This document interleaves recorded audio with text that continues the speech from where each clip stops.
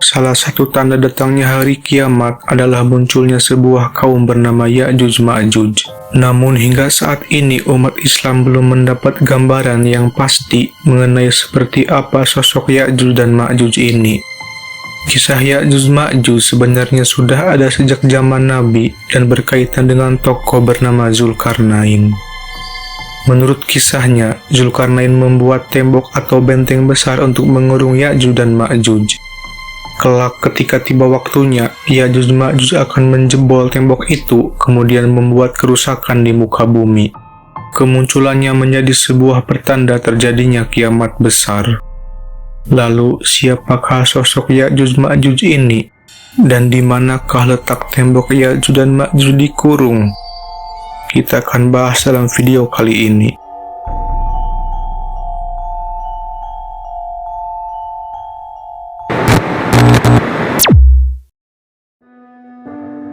Ya'juj Ma'juj adalah sebuah sebutan untuk kaum keturunan Nabi Adam alaihi salam yang kemudian menjadi salah satu pertanda datangnya hari kiamat. Pada umumnya, mereka digambarkan sebagai kaum yang gemar membuat kerusakan di muka bumi. Tak ada yang dapat menghalangi kedatangannya kecuali hanya Allah Subhanahu wa Ta'ala. Disebutkan dalam suatu riwayat bahwa Ya'juj Ma'juj ialah keturunan Yafits, putra Nuh. Sosok Ya'juj Ma'juj tak digambarkan secara gamblang di dalam Al-Quran. Sebagian ahli tafsir kemudian menggambarkan Ya'juj Ma'juj sebagai simbol dari perangai-perangai manusia yang buruk. Meski demikian, kedatangan Ya'juj Ma'juj adalah sesuatu yang pasti karena sosoknya sudah dijelaskan dalam Al-Quran. Sifat mereka juga dikatakan sangat keras, kasar, biadab, sombong, merampok, senang berperang, merusak, serta mereka tak menyukai umat suatu bangsa selain diri mereka sendiri. Oleh karena itu, mereka akhirnya dikurung di dalam tembok oleh Raja Zulkarnain dan hanya akan keluar dari tembok tersebut pada akhir zaman sebagai salah satu tanda datangnya akan hari kiamat. Zulkarnain adalah seorang raja Romawi dan Persia. Dinamai demikian sebab memiliki dua tanduk di kepalanya. Sebagian percaya nama ini didapat karena ia sudah berhasil menguasai bumi bagian timur dan barat. Allah Subhanahu wa Ta'ala telah memberikan kepadanya kekuasaan yang amat besar. Ia memiliki bala tentara yang banyak, alat perang yang dahsyat, dan benteng-benteng yang kuat. Oleh sebab itu, banyak negeri yang tunduk kepada Zulkarnain. Bahkan raja di seluruh dunia pun juga hormat kepadanya, baik raja dari Arab maupun non-Arab. Mereka semua mengabdi kepadanya. Suatu hari, dirinya menempuh sebuah perjalanan ke barat sampai menemui sebuah kaum dari Bani Adam yang besar. Ia pun mengajak mereka untuk menyembah Allah Subhanahu wa Ta'ala. Kemudian Zulkarnain kembali melanjutkan sebuah perjalanan ke arah matahari terbit di negeri bagian timur. Setiap melewati segolongan umat, Zulkarnain dapat mengalahkan dan menguasai mereka serta menyeru kepada Allah Subhanahu wa Ta'ala. Lalu sampailah Zulkarnain ke negeri di belahan bumi bagian paling timur, daerah di mana terbitnya matahari. Di sana terdapat sebuah kaum yang tidak memiliki bangunan apapun untuk dijadikan sebagai tempat tinggal. Bahkan pepohonan yang digunakan untuk berlindung dari sinar matahari saja tidak ada. Sehingga Sa'id bin Jubair mengatakan mereka ini berkulit merah, bertubuh pendek, tinggal di gua dan memakan ikan. Zulkarnain lalu melanjutkan perjalanannya ke arah timur lagi sampai menemui dua buah gunung dengan satu lubang di antaranya. Pada celah itu, keluarlah Ya'juj Ma'juj menuju negeri Turki untuk berbuat kerusakan. Di depan gunung tadi, tinggallah sebuah kaum yang hampir tidak mengerti pembicaraan. Mereka keterasingan bahasa sebab tinggal terlalu jauh dari umat manusia. Kaum tersebut meminta kepada Zulkarnain untuk membuatkan sesuatu sebagai penghalang antara mereka dengan Ya'juj Ma'juj sang pembuat onar. Mereka bahkan sudah berniat membalas jasa Zulkarnain dengan harta mereka. Namun dengan penuh kesucian, ketulusan, perbaikan, dan tujuan baik, Zulkarnain berkata, "Apa yang telah dikuasakan oleh Rabbku kepadaku terhadapnya adalah lebih baik." Artinya, Zulkarnain tidak meminta imbalan dari mereka, melainkan ikhlas karena Allah Subhanahu wa Ta'ala. Kemudian Zulkarnain meminta kaum tersebut untuk mengumpulkan potongan-potongan besi dan tembaga. Ia menumbuk besi-besi itu hingga tingginya sama dengan kedua puncak gunung tadi. Zulkarnain lalu meminta penduduk kaum tersebut untuk meniup atau memanaskan besi tadi hingga luluh dan membentuk sebuah tembok penghalang yang besar. Atas izin Allah Subhanahu wa Ta'ala, kerja keras Zulkarnain dan kaum tersebut untuk membuat tembok pembatas dengan Ya'juj Ma'juj berhasil. Dinding ini sangat kuat hingga Ya'juj dan Ma'juj tidak akan sanggup memanjat bagian atas dinding tembaga tersebut dan tidak pula dapat melubanginya di bagian bawahnya. Ya'juj Ma'juj tidak akan pernah keluar tanpa seizin Allah Subhanahu wa Ta'ala.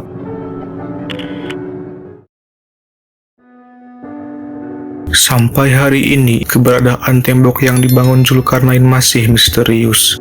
Namun beberapa teori menarik mencoba menjelaskan lokasi tembok penghalang Ya'juj Ma'juj tersebut.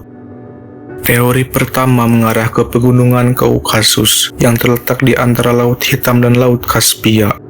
Pada zaman dahulu, wilayah ini dikenal sebagai Gerbang Besi atau Iron Gate. Tembok yang ada di sana disebut-sebut sebagai benteng penghalang yang dibuat oleh bangsa Persia untuk melindungi mereka dari invasi bangsa lain. Teori ini diperkuat oleh banyak bukti sejarah yang menunjukkan bahwa pegunungan ini menjadi jalur yang digunakan oleh berbagai bangsa untuk melintasi wilayah Asia ke Eropa. Dalam beberapa naskah kuno disebutkan adanya penghalang yang terbuat dari besi di wilayah ini. Teori kedua membawa kita ke pegunungan Altai di Asia Tengah, yang menjadi salah satu lokasi yang diduga sebagai tempat tembok Ya'juj dan Ma'juj. Wilayah ini sangat luas, jarang dihuni, dan memiliki banyak sisa-sisa benteng serta tembok kuno yang dipercaya oleh beberapa peneliti mungkin adalah bagian dari tembok Zulkarnain. Karena lokasinya yang sangat terpencil dan iklimnya yang ekstrim, wilayah Altai jarang dijelajahi, sehingga memungkinkan adanya misteri yang belum terpecahkan. Beberapa teori juga menghubungkan tembok ini dengan tembok besar Cina. Meski tujuan pembangunan tembok besar Cina adalah untuk melindungi Cina dari invasi suku-suku utara, ada pendapat yang menyebutkan bahwa tembok ini mungkin terinspirasi oleh konsep penghalang Ya'juj Ma'juj. Namun, sebagian besar sejarawan dan arkeolog tidak setuju dengan teori ini karena tidak ada bukti sejarah yang mendukung keterkaitan tembok besar Cina dengan Ya'juj dan Ma'juj. Selain teori yang mendasarkan diri pada lokasi fisik, ada juga yang meyakini bahwa tembok Ya'juj dan Ma'juj berada di alam gaib, yaitu dimensi atau dunia lain yang tak kasat mata. Menurut teori ini, Ya'juj dan Ma'juj hanya bisa dikeluarkan sesuai kehendak Tuhan pada akhir zaman, saat tembok penghalang mereka akan runtuh oleh kekuatan yang bukan dari dunia manusia. Sebelum dibinasakan Allah, kaum Ya'juj dan Ma'juj keluar setelah berhasil menghancurkan tembok besi yang dibangun oleh Raja Zulkarnain. Mengenai kapan waktu keluarnya hanya Allah yang Maha Tahu. Dalam riwayat disebutkan, ketika berhasil menghancurkan tembok Zulkarnain, mereka turun dari gunung-gunung dengan sangat cepat dan membuat kerusakan di muka bumi. Ya'juj dan Ma'juj ini mendatangi danau Tiberias di Palestina dan mereka meminum danau itu sampai airnya habis karena banyaknya populasi mereka. Orang terakhir yang berhasil mencapai danau itu akan berkata, "Sungguh dulu di sini masih ada airnya." Ketika mereka berhasil membunuh seluruh penduduk bumi, maka mereka juga akan melemparkan anak panah dan tombak mereka ke atas awan. Mereka beranggapan bahwa mereka berhasil membunuh penduduk langit, yaitu para malaikat, karena anak panah dan tombak mereka kembali dengan berlumuran darah. Dalam hadis An-Nawas bin Sam'an radhiyallahu anhu, di dalamnya disebutkan bahwa Allah memberitahukan kepada Nabi Isa akan keluarnya Ya'juj dan Ma'juj yang tidak ada seorang pun mampu memerangi mereka. Allah memerintahkan Nabi Isa untuk menjauhkan kaum mukminin ke Gunung Tur. Kemudian Allah membinasakan Ya'juj dan Ma'juj dalam satu malam berkat doa Nabi Isa bin Maryam. Kemudian Nabi Isa memerintahkan salah seorang mukminin untuk mengecek apakah Ya'juj dan Ma'juj sudah binasa atau belum. Sesampainya di sana, kaum mukminin tersebut melihat bahwa bangkai Ya'juj dan Ma'juj sudah memenuhi permukaan bumi tanpa tersisa.